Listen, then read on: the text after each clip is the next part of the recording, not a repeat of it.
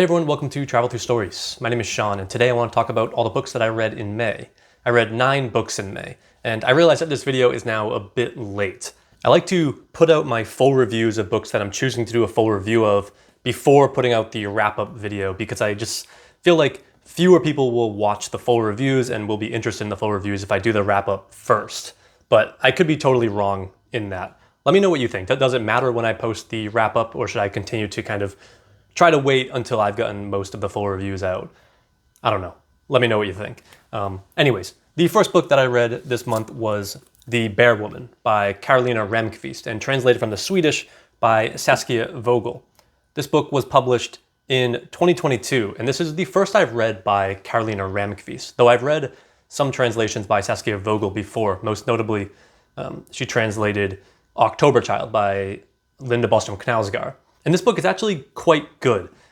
It's really about a woman writing a book, and the narrator is writing a book about this historical woman named Marguerite de la Roque de Roberval, who was a noblewoman living in the 16th century, who, on her way to New France in Quebec, was basically abandoned on this island called the Île des Démons, the Isle of Demons. And it's sort of unclear why she was left there, because the story is told and retold countless times, and each time the facts of the story get skewed a little bit, but most seem to agree that the reason why she was left there was because her husband, Roberval, who was the captain of the ship and lieutenant general of New France, I believe, he suspected her of infidelity and purposefully abandoned her on that island.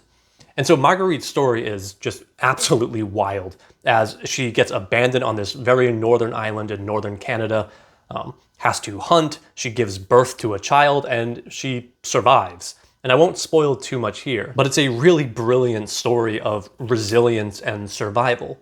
But what this book really does that's cool is that it moves back and forth between Marguerite's story in the 16th century and the narrator's story in the 21st century, where she's researching and writing this book about this woman. And the narrator really connects Marguerite's story to her own story as a woman and as a mother in the 21st century. But she really becomes obsessed with Marguerite's story. And let me just read this short excerpt. From that day on, I couldn't stop thinking about her. This period now seems almost like a delimited space and time. Those first years with a husband and 3 children. And her entry into my life right then. It wasn't so much the thought in my head. They weren't particularly developed as far as I recall. But more how I pictured her. She seemed so close, as though she and I were in the same room. Or as if that distant place were materializing here. Her body clad in bearskin and a tattered, high-necked dress. Or naked, her skin's every extravasation exposed, beaten, dirty, and blushing, pale against the darkness, the ground, the mountain, and earth.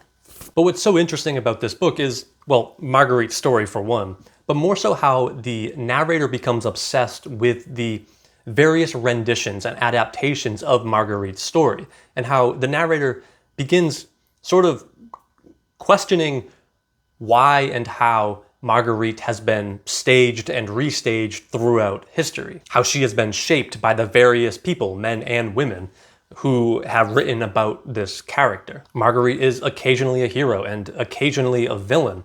And so this book is very clearly feminist from the start, as it's really interested in how Marguerite has been written about, how some people have sought refuge in Marguerite's story, how some people have held her up as an exemplar to be imitated, how other people have held her up as an example of a terrible wife or a bad mother, and how others have cited her as this amazing, strong, and resilient woman who has resisted the patriarchy, etc. We get this whole broad spectrum that is all mapped onto Marguerite. But through this process of researching and writing about Marguerite, our narrator really comes to the conclusion that Marguerite is none of those, while also being all of those. That is, she is a kind of tabula rasa onto which all of these different writers project their own meaning onto. And so much of this is really connected to 21st century feminism. Our narrator, who I should note is sort of a Karolina Ramqvist, though again, if she actually is Karolina Ramqvist or not, gets into the messy issue of autofiction. But our narrator is also a mother, and thus she's really thinking through her role as a mother in society. And mothers, specifically, and women more generally, are often put up on a pedestal, even still. And they're put up on that pedestal either to be ridiculed and mocked or praised. Occasionally they're the Virgin Mary, or occasionally they're, well, evil and bad, right? We get the kind of Madonna horror complex. Overall, I think this is a really incredible book filled with a ton of just beautiful passages that I'm really resisting reading right now. If I did have one critique of this book, though, I do think that the connections between Marguerite's life and our narrator's life are a bit tenuous and vague, which is a good thing for the narrator, of course. I wouldn't want her life to replicate Marguerite's in any way, but these stories don't really overlap in any specific ways. But overall, I mean, I think this book is really wonderful, and it has a lot of just very admirable writing inside of it that it's very, very worth checking out. All right, and then the next book that I read is Vladimir Sorokin's Therefore Hearts, translated from the Russian by Max Lawton. And this also was published in 2020, just, I think, a month or two ago. And I was so excited for this. I read Sorokin's The Blizzard at the end of last year and absolutely loved it. And we're getting a bunch of new Sorokin translations by way of Max Lawton this year. He has a couple more slated for this year, and there should be a couple more coming out in 2023. So I was so excited to pick this up, and I began reading it and was very shocked, to say the least, to discover what I found inside. And I actually began writing a review of this book. I think I wrote like 1,500 words or so, and then I decided to just scrap the review because I realized that I was trying too hard to make sense of this book. And I think that is a bit of a fool's errand. And don't get me wrong, it doesn't mean that this book is pointless or anything like that, but this book really revels in a level of absurdity and outlandish grotesquerie that, for me, at the end of it, I was left with just that, absurdity and grotesquerie, and not much else. That is, the absurdity and grotesquerie seemed like they are the point. The point is that it's mindless violence. And this is kind of a problem that I have with absurdism, but let's back this up a second. Therefore Hearts is about this group of 4 people who go on these series of quests, and we're never really told why they're going on these quests, but they go on them, and these quests are insanely violent. And when I say insanely violent, this is one of the most perverse and disgusting books that I've ever read. And I've read quite a few of them. And these 4 characters, as far as I can tell, and as I've read in a few different places, really represent kind of 4 main archetypes in Russian literature. We have the young and naive boy, the female athlete, the wise old man, and the proletarian worker. And so clearly what this book is doing is satirizing the asinine politics of the late Soviet Union. I should note, this book came out in Russian in 1994, but it was written around 1991, if I recall correctly. So right at the fall of the Soviet Union. And so this is cool. I have no problem with satirizing the Soviet Union and all of the greed and corruption and mindless violence and espionage that came with especially the end of the Soviet Union. But much of this book just seems to be grotesque and shocking just for the sake of being grotesque and shocking. And again, I see why it's doing this. It's supposed to be over the top. That's the point. It's supposed to showcase how absurdly violent and how absurdly corrupt and perverse the politics surrounding the fall of the Soviet Union were, right? It's not supposed to make sense. That's the point. And to be fair, I mean, Sorokin's writing and Lawton's translation throughout is like disturbingly beautiful. They can write. And so many of these scenes are funny and how shockingly disgusting they are. I mean, the liquid mother scene comes to mind. But the constant rape of a child kind of got old after the 3rd or 4th time. So again, I get why this novel is ruthlessly and absurdly violent and grotesque, but I mean, there's a reason why Georges Bataille's The Story of the Eye is only like 100 pages. And this book really reminded me a lot of A Clockwork Orange by Anthony Burgess. But again, Therefore Hearts just didn't really do it for me. This edition, though, published by Dalkey Archive, is gorgeous, and it's full of these charcoal illustrations by George Clason, that are also quite grotesque, but they're really good. And I'll try to find 1 or 2 that I can show you right now, though they are very NSFW to say the least. I think they added a nice layer to the absurd and surreal atmosphere of this book. Sorokin can write clearly, and this book is, well, a bit of a mindfuck, and pardon the vulgarity, but there's a very specific reason why I need to use that phrase right here. And if you know, you know. Either way, this is a book that I don't feel comfortable recommending to anyone, but I think Sorokin is an author to look out for, especially in the coming year and next year when we're getting a whole bunch of these new translations. And I'm very much looking forward to Telluria, which is coming out in August. But all right, up next, I read Mondegreen by Volodymyr Rafeyenko, translated from the Ukrainian by Mark Andryczyk. And I apologize, I know I'm butchering all of those names. This book also came out in 2022, published by, as a part of the Harvard Library of Ukrainian Letters. And this is a book by an author I have never heard of and never read. The reason I picked it up was because the title struck me, as I just heard the word Mondegreen for the first time like a couple months ago, and I heard it for the first time then. And a Mondegreen, as it says in the back of the book, is something that is heard improperly by someone who then clings to that misinterpretation as fact. So that really struck me as something that seemed, well, especially pertinent in our modern age. And so I immediately picked it up and began reading, and discovered quite early on that this is a difficult book to read in translation. What this book is really about is language, and how language connects to culture and identity. Here, of course, it's very much about how the Ukrainian language really connects to Ukrainian culture. So right off the bat, I recognized that there were a lot of cultural references and linguistic references that I just wasn't going to get. This is a book that really engages with hypertext, as really almost every sentence in this book, or most sentences, are referencing like a Ukrainian songs, poems, cultural phenomena, all of this really interesting stuff. And again, this is something that I usually love in a novel. I just realized that I'm an idiot. I don't know that much about Ukrainian culture or Ukrainian literature, or Ukrainian music, and so I wasn't going to be getting all of these references. This book does come with a ton of footnotes, which are insanely useful, and I think more books in translation should have footnotes. But a lot of these footnotes aren't necessarily pointing out, the historical reference or the cultural reference that is being made, though many of them do, but occasionally they'll be pointing out that, in the original Ukrainian, Rafeyenko is making a pun on this word, and this is how it works in Ukrainian, which is something that is very admirable and very cool, and I wish I got it on the first try, but it's untranslatable, and therefore the footnote only serves to elucidate something that doesn't work in English. And so it really tempers the experience of reading this book quite a bit. And I'm not saying that the translation is bad by any means. I mean, the prose throughout this is actually quite gorgeous. It just seems that the book in Ukrainian is borderline untranslatable. But this book is about Ukraine during the Euromaidan, the Revolution of Dignity in the 2010s. And it's really about the central questions: what is Ukraine? Who are Ukrainians? Where does this identity come from historically? And much more importantly,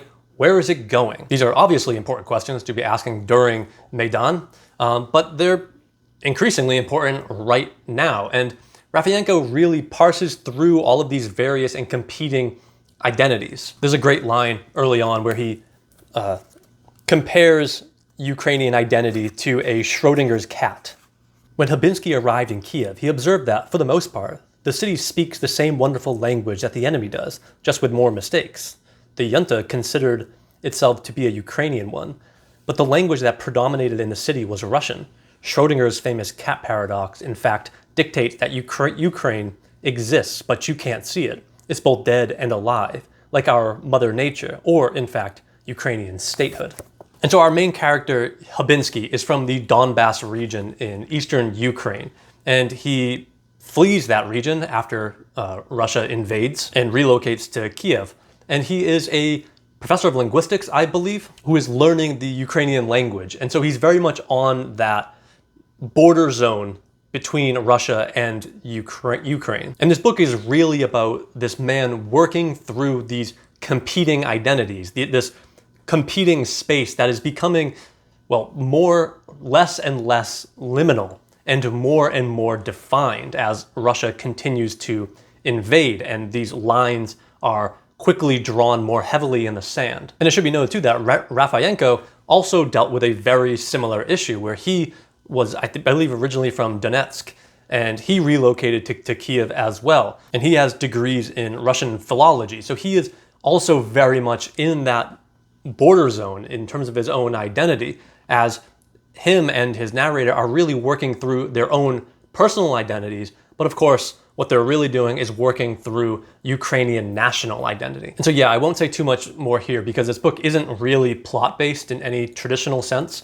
but the writing throughout this book I think is actually really good. It's quite experimental and quite stylistic, but I really, really enjoyed it. The moments in the text where it really explores how culture and identity are formed through language, I think are exceptionally beautiful. And let me actually just read one more short passage because, well, I just liked it so much.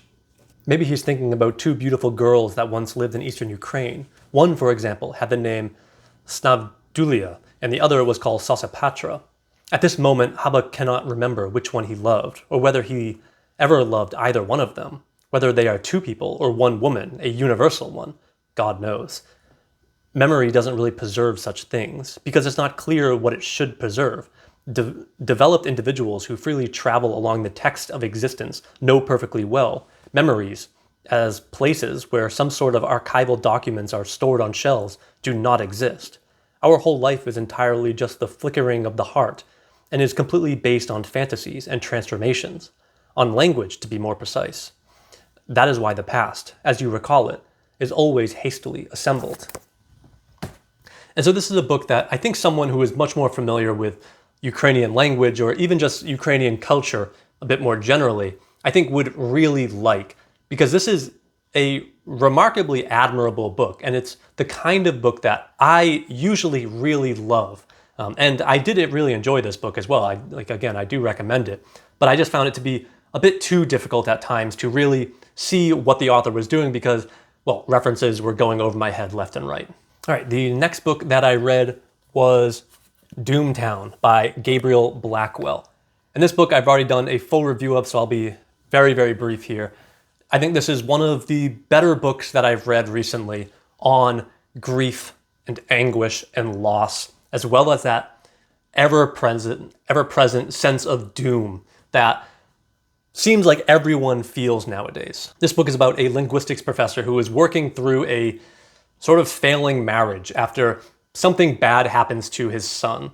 And it's about that just sense of doom that permeates into every single part of his life. There is some absolutely beautiful writing in this book, and I really, really recommend reading this book. Again, the sense of doom that it explores and the way it looks at grief and marriage and how we work through trauma with other people is just beautifully portrayed here. I really recommend this book, and I also just recommend checking out my review of it if it sounds interesting to you, because I think it's a book well worth reading. The next book I read was Tramp by Tomas Espedal, and translated from the Norwegian by James Anderson. This was my first by Espedal that I've read. He was recommended to me, or I saw that Celia, who has a great channel here on YouTube, and you should check out if you haven't, I saw that she was reading him, so I asked her about him, and she really recommended him. And I loved this book. This will not be my last by Espedal. Essentially what this book is in some ways a nonfiction study of the history of walking. And then on the other side, it is a memoir of Espedal's own travels. The subtitle of this book is a bit more revealing. The subtitle is The Art of Living a Wild and Poetic Life. And so what this book really is a look at, or an exposition of, or an analysis of the history of walking in the kind of romantic sense, in the kind of wandering sense of just kind of going out into the woods and wandering about and getting lost in nature. That kind of walking. That's where the title comes in, kind of tramping around. The history of the connection between that and art, literature, and poetry. And Espedal traces this back to the Romantics, of course, but he does go further back than that, all the way back to Socrates and Socrates' infamous walks in the woods with young philosophers. But he's primarily interested in the sort of post-Enlightenment thinkers who really, for so long, found not only solace, but inspiration in walking. One writer that Espedal really keeps coming back to is Jean-Jacques Rousseau, who Espedal writes, Rousseau wrote, "Never did I exist so completely, never lived so thoroughly, never was so much myself, if I dare use that expression, as in those journeys made on foot. Walking animates and enlivens my spirits. I can hardly think when in a state of inactivity. My body must be exercised to make my judgment active. The view of a fine country, a succession of agreeable prospects, a free air, a good appetite, and the health I gained by walking, the freedom of inns, and the distance from everything that can make me recollect the dependence of my situation, conspire to free my soul, and give boldness to my thoughts." So Tramp follows Espedal's journeys as he basically always takes the summer off, and he'll go tramping for a summer, occasionally through Norway and occasionally through further off places, like in this book he goes to Greece and Turkey. But this isn't traveling in the kind of touristy sense, but this is very much just him and a buddy grab backpacks and just walk through an entire country and just get lost for months and months. And I think this is something that, I think I at least have, I think we kind of all have thought about, in that kind of Jack Kerouac on the road sense of just going and just living a sort of free life, sort of into the wild style. And Espedal really categorizes this as a kind of personal metamorphosis where someone, kind of finds themselves, to use the cliche. So this kind of travel memoir isn't something that I would usually pick up, but what particularly struck me about Espedal, and the reason why I decided to start with this book, is because he is so well read.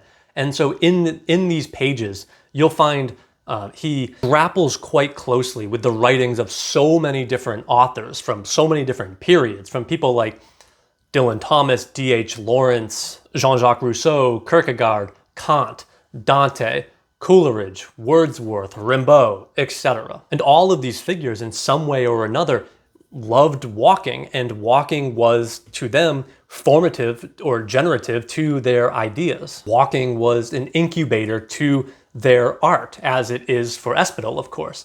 And I find this idea to just be so tantalizing and so true for me, anyways, as someone who, I love walking and I love hiking and I love running.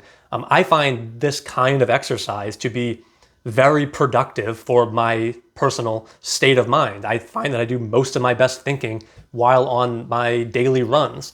And this isn't exactly the same thing, because what Espedal is really talking about are these week-long or months-long adventures.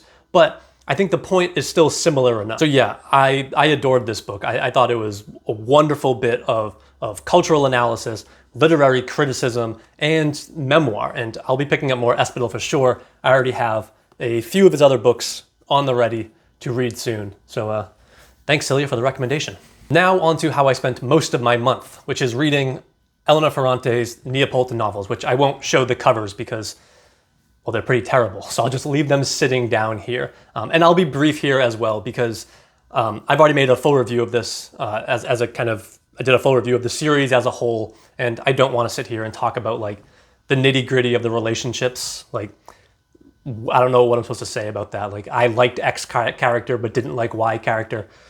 I never know what to do in those kind of situations. I don't know why anyone would care. These books are really about a whole bunch of different things. They're honestly pretty epic in scope, but if they're about two things, it's about class and gender.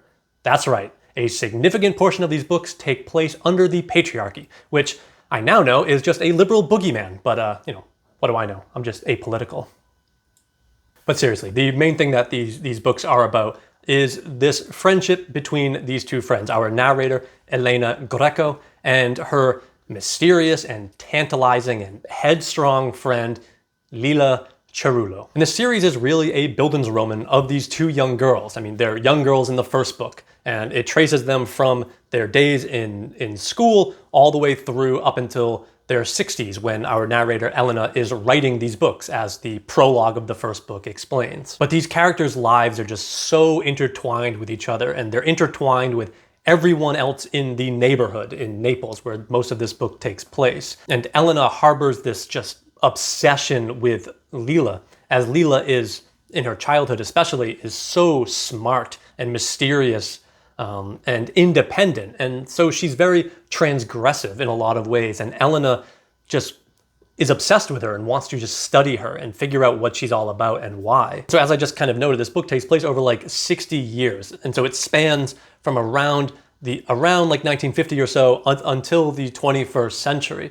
And it really takes place almost primarily in Naples, in this place in Naples called the Neighborhood. And in this neighborhood is this just massive cast of characters. There's so many families that are all intertwined with each other. And so while this book is very psychological in so many ways, as again, the primary focus is Elena's obsession with Lila, these books are much more of a social novel. They're really much more about these larger issues of gender and class in Naples in the second half of the 20th century. And it's really about this environment which shapes these characters. And this environment is insanely violent. It's parochial, it's Catholic, it's patriarchal.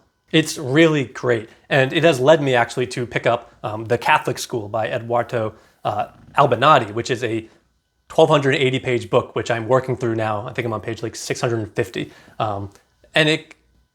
I'll talk about The Catholic School in the coming weeks, but it works as a fantastic companion piece to Elena Ferrante's Neapolitan novels. But I think these books just get better and better, at least generally. I think as the characters get older, for me, I was more interested in them because they began grappling with more ideas that I'm interested in. I've said this before, but I often find books about childhood to not be super effective for me. Like with Karl Ove Knausgaard's My Struggle, I found his third book, which is really about his childhood, to be the weakest because I'm a grown-ass man. I can't really relate to a kid that much. But if I had to rate these books, I would say I think the third book's the best, followed by the second, and then the fourth, and then the first.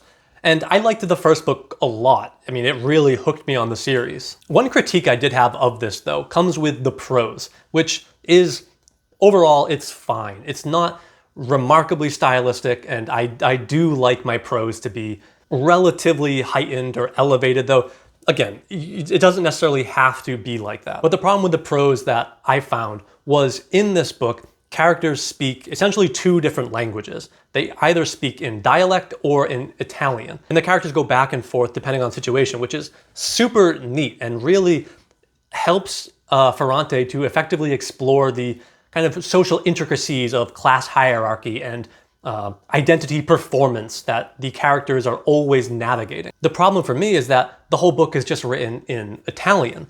That is, when the characters speak in dialect, the text will just say whatever the character said, followed by Lila said in dialect. And so I'm often on the fence of whether or not you should reproduce dialect in dialect or if you should just reproduce it in, say, standard English, because it seems weird to me that, something like a Boston accent, like the one I have, or a New York accent is almost always written in, standard American English, whereas something like a Deep South accent might be written in dialect, even though all three of those dialects are dialects equally. But here it does just seem like a missed opportunity as these two languages seem like they're treated by members of the society as two wholly different languages. And so, I don't know.